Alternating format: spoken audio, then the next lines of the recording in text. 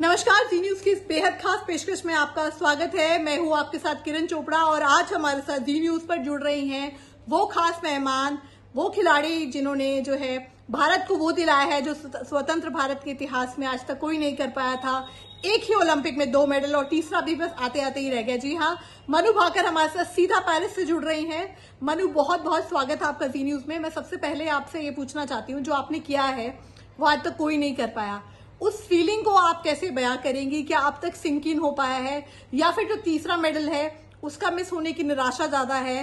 और किस तरीके से अपने इस अनुभव को देख रही हैं जो आपने इतना गौरवान्वित पूरे देश को करवाया है? बहुत बहुत शुक्रिया मैम। मेरे ख्याल से मेरा पूरा का पूरा पूरी जर्नी जो रही है बहुत ही बेहतरीन रही है। और सारे मैचेस मैंने बहुत ही बेहतरीन तरीके से खेले हैं अभी ओलंपिक्स में। टोक्यो से यहाँ तक की जर्नी हालांकि इतनी आसान नहीं रही है, बट बहुत सारे जो भी समस्याएं आई, जो भी प्रॉब्लम्स थी, उनको ओवरकम करके हम यहाँ तक पहुंचे हैं। मैं और मेरी टीम सबका ही काफी सपोर्ट और काफी ज्यादा उन्होंने काफी सैक्रिफाइसेस किए हैं ताकि मैं ये मेडल देश को ला सकूं। और आज हम घर आ रहे हैं, मतलब जब भी एक दो दिन में जब हम घर आएंगे हम 2 मेडल लेकर आ रहे हैं। तो मुझे बेहद खुशी है कि मैं वो माध्यम बनी जिससे इंडिया को 2 मेडल्स मिले पेरिस में। और बहुत ही खुशी है इस बात की, और बहुत बहुत धन्यवाद इतना सारा प्यार देने के लिए। कि जिस दिन से आपने ये मेडल जीता है पूरे देश में सिर्फ आपकी बातें हो रही है, आप ट्रेंड कर रही हैं। लोग जानना चाहते हैं कि मनु भाकर को क्या करना पसंद है, मनु की ये जर्नी वो यहाँ तक कैसे पहुंची, और मनु रियल लाइफ में कैसी है, क्या उनके लाइक्स है, क्या डिसलाइक्स है, और कैसे इतनी बड़ी रोल मॉडल जो आप बन गई हैं। लोग, बहुत सारे लोग आपके बारे में जानना चाहते हैं। आज कुछ ऐसी ही बातें हमारे साथ शेयर कीजिए जो अब तक पब्लिकली सामने नहीं आई। जी, मैं वैसी ही हूँ जैसे, मतलब हर एक बच्चा होता है, मैं वैसे बच्चे जैसी ही हूँ। और मुझे अलग अलग चीजें करना बहुत पसंद है। अलग अलग कोई भी जैसे शूटिंग मैंने शुरू किया था जब मैं क्लास बंक करके शूटिंग रेंज गई थी। तब से वहां से मेरी स्टोरी है। और पढ़ाई भी मैं मन लगाकर करती हूँ। जो भी काम बस मैं करती हूँ बस मन लगाकर करती हूँ। चाहे जबरदस्ती वो काम करना पड़ रहा हो, चाहे मैं खुद से कर रही हूँ। तो बस मैं यही कहती हूँ कि मन लगाकर करो जो भी आपको काम करना है। तो आप कुछ ना कुछ अच्छा ही उससे निकाल पाओगे, उसमें बहुत अच्छा ही कर पाओगे। तो जैसे मैं कोई भी काम है वो बहुत एंजॉय करती हूँ। अगर घुड़सवारी हो गई, शूटिंग करना हो गया, मेरा प्रोफेशन मुझे बहुत ही प्यारा है। पढ़ाई, अगर कॉलेज में एग्जाम्स हैं तो मैं पढ़ाई भी मन से करती हूँ। अगर छुट्टियां हैं तो मैं आराम से धूप सेकती हूँ, बहुत आराम, मतलब बहुत मजे लेती हूँ उसमें भी। तो जो भी बस करो, अगर आप एक्सरसाइज करते हो, अगर आप सुबह जल्दी उठते हो या कुछ भी करते हो, तो बस खुशी से करो और मन लगा कर करो।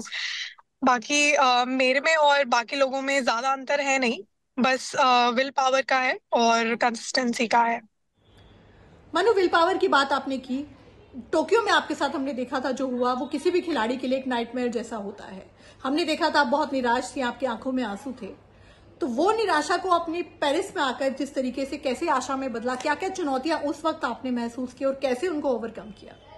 आई थिंक बहुत सारी लेसन्स मुझे टोक्यो से मिले हैं, जिससे मैं आगे बढ़कर आज ये मेडल्स देश के लिए जीत पाई हूँ। और अगर टोक्यो नहीं होता तो शायद वो बहुत सारी चीजें जो मुझे टोक्यो सिखा कर गया है, मैं उनसे वंचित रह जाती। और बस मैं यही सोचती हूँ कि पूरी कोशिश करनी है, जैसा भी मैच हो बाकी देख लेंगे।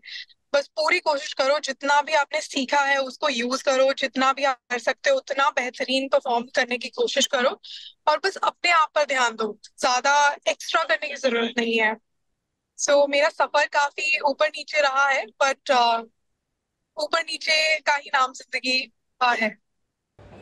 मनु, हम सब जानते हैं कि ओलंपिक्स में आना और इतनी बड़ी स्टेज पर आकर इतने कंपेटिटिव इवेंट्स में आकर लड़ना और अपना फोकस बनाए रखना बहुत बड़ा काम है।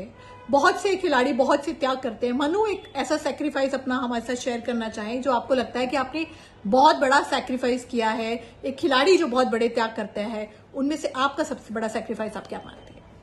मेरे ख्याल से सैक्रिफाइस हर एक खिलाड़ी और या हर एक जो बंदा अपने करियर को लेके बहुत ज्यादा समर्पित है, आई थिंक वो हर एक इंसान इस बात से रिलेट कर पाएगा कि एक तो परिवार से दूर रहना, जहाँ हम बीइंग इंडियंस, हमें अपने परिवार से हम बहुत क्लोज हैं, हमें बहुत अच्छा लगता है उनके साथ समय व्यतीत करना या फिर उनके साथ बैठना, उनके साथ खाना खाना।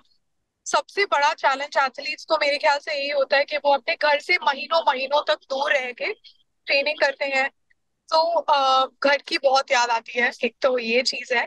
और दूसरी, बहुत सारे पूरे जो कॉम्पिटिशन होते हैं, जैसे किसी में अगर हम हार गए हैं तो उस हार से अपने आप को अफेक्ट नहीं होने देना, अपने आप को निराश नहीं होने देना, और अपने आप को मोटिवेटेड रखना कि कोई बात नहीं, एक बार हार गए, दो बार हार गए, कोई बात नहीं, मैं फिर भी जीत सकता हूँ या मैं जीत सकती हूँ। तो उसको ओवरकम करना। जी। चलिए मनु, हम जानते हैं आपके पास समय कम है, आप गाड़ी में हैं, हमसे बात कर रही हैं, और आखिरी मेरा सवाल कि आप क्या संदेश देना चाहते हैं उन लोगों को जो कि आपको अब इतना बड़ा रोल मॉडल मानने लगे हैं। 22 साल की उम्र में आपने दो दो ओलंपिक मेडल लिए हैं, आपके गले में मेडल है, क्या संदेश आप देना चाहती हैं लोगों मैं बहुत सारा इंडियन खाना खाना चाहती हूँ। मम्मी के हाथ का खाना, मम्मी बहुत बढ़िया खाना बनाते हैं। और अलग अलग दिन अलग अलग पकवान, यही प्लान बना है अभी तो। बाकी देखते हैं क्या क्या होता है। को? चलिए, बहुत बहुत शुक्रिया मनु भाकर हमारे साथ जुड़ने के लिए, और पूरे देश को आप पर गर्व है, हम सबको आप पर गर्व है, और हम सब इंतजार कर रहे हैं जब आप भारत वापस लौटेंगी और देश आपका भव्य स्वागत करेगा, आप जैसी चैंपियन का स्वागत करेगा। बहुत से लोग आपको लुक फॉरवर्ड कर रहे हैं, आई एम श्योर बहुत सारी जगह पर हम देखेंगे कि आपसे प्रेरणा लेकर बहुत से जो है यंग बच्चे जो है वो शूटिंग को लेंगे, और इस तरीके से कारवा आगे बढ़ता चला जाएगा। बहुत शुक्रिया आपसे हमसे बातचीत करने के लिए, हमारे साथ जुड़ने के लिए। बहुत बहुत शुक्रिया ma'am, thank you. Zee news.